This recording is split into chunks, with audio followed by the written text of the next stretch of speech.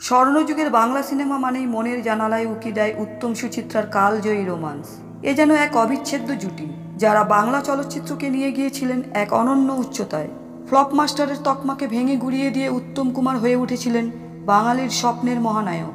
আর সুচিত্রা সেনের কথা নতুন করে বলার প্রয়োজন পড়ে না।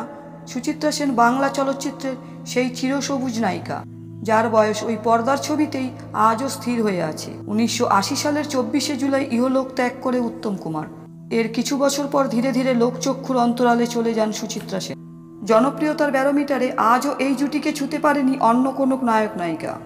তাহলে কি ছিল উত্তম সুচিত্রার রোমান্টিক রসায়নে? উত্তম কুমার আর সুচিত্রা সেনের প্রসঙ্গ এলেই বাঙালি ভক্তরা এই দুই তারকা ব্যক্তির জীবনে ভালোবাসার খোঁজে জাল ফেলেন রহস্যের পুকুরে। সত্যিই কি তেমন কিছু ছিল তাদের জীবনে? মিসেস সেন কি ভালোবাসতেন উত্তম কুমারকে, নাকি উত্তম কুমারের ভালোবাসা কখনো আশ্রয় খুঁজতে চেয়েছিল তার কাছে? উত্তম কুমারের মতো বহুমুখী চরিত্রের অভিনয় করেন সুচিত্রা সেন। মূলত রোমান্টিক চরিত্রে তাকে অভিনয় করতে দেখেছে বাঙালি। 29টি ছবিতে সুচিত্রা সেন হয়েছেন উত্তম কুমারের নায়িকা।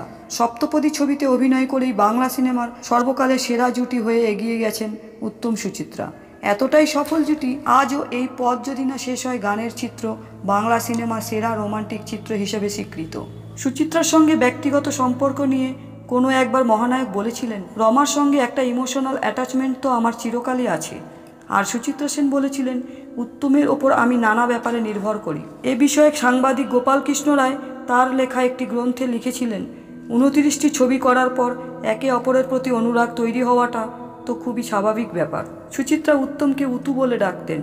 গভীর রাত পর্যন্ত তারা ফোনে কথা বলতেন।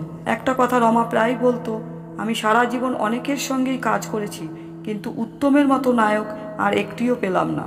মহানায়িকা সুচিত্রা সেনকে দিনের পর দিন খুব কাছে থেকে দেখেছিলেন সাংবাদিক অমল সুর। তিনি তার একটি লেখনীতে জানিয়েছেন, মহানায়ক উত্তম কুমার একবার এসেছিলেন সুচিত্রা সেনের কাছে। তিনি তখন নানা সমস্যায় জর্জরিত। কথা প্রসঙ্গে তিনি রমা অর্থাৎ সুচিত্রা দেবীকে জিজ্ঞেস করেছিলেন, আচ্ছা রমা, আমাদের বিয়ে হলে কেমন হতো?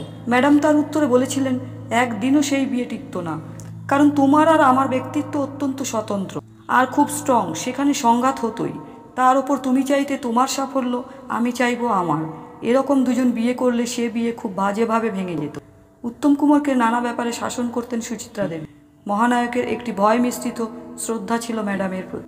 মিসেস সেন বলতেন, তোমার কোনো বেচাল দেখলে আমি কিন্তু বলবো। তবে উত্তম কুমার ও সুপ্রিয়া দেবীর সম্পর্ক নিয়ে তিনি কোনোদিন কোনো কথাই বলেননি।